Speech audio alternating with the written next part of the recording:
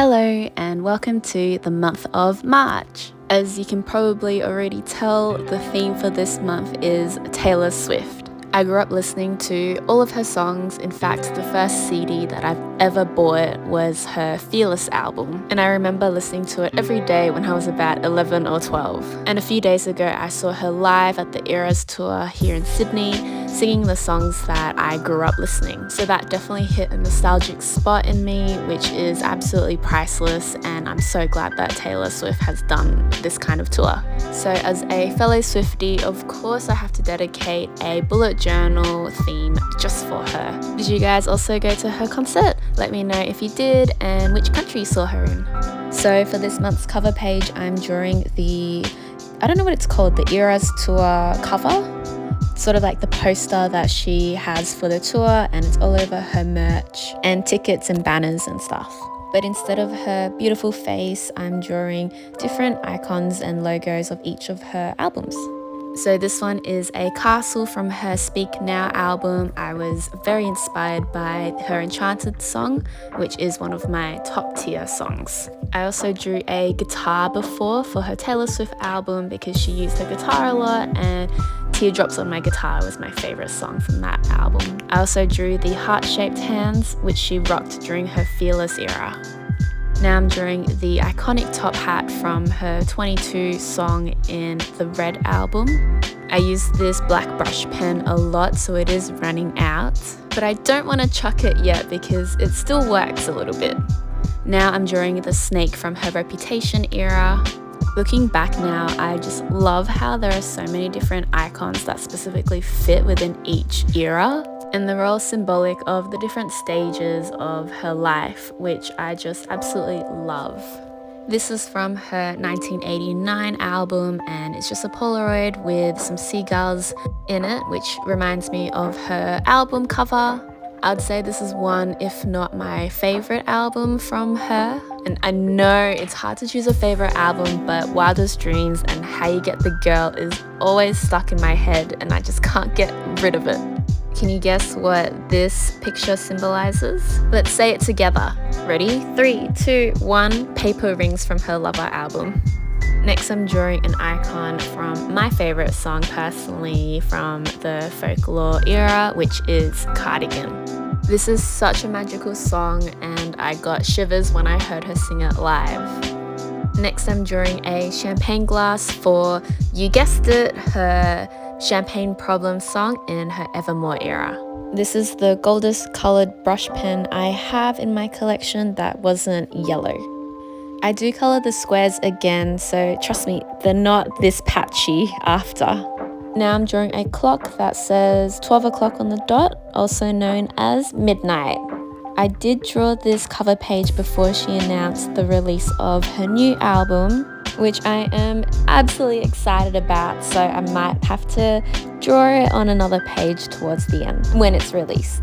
I colored this section in the iconic midnight blue, but I did realize I made it a bit too dark, so you can't see the clock and stars underneath it, but the solution to this was outline everything in white. I had to go over the white sections a few times just so it can be a bit more vibrant, and I just love the look of this when it was all dried and finished. And I wrote the March tour as a play on her Eras tour and this month. And that's it for the March cover page. Now we're moving on to the monthly spread. I think I did 6 by 7 for the boxes. Actually, they look pretty square and even, so I think I did 7 by 7. I use the monthly calendar more than the daily or weekly ones, just because I like to see a overview of the month, and it's easier for me to see what I did that month and what I will be doing that month, rather than a different kind of format. I decorated this page with a bunch of friendship bracelets, so I did a really long one on the top here for the days of the week. I didn't really make any friendship bracelets for the concert, which I'm super devastated about, but I'll definitely try for her next one.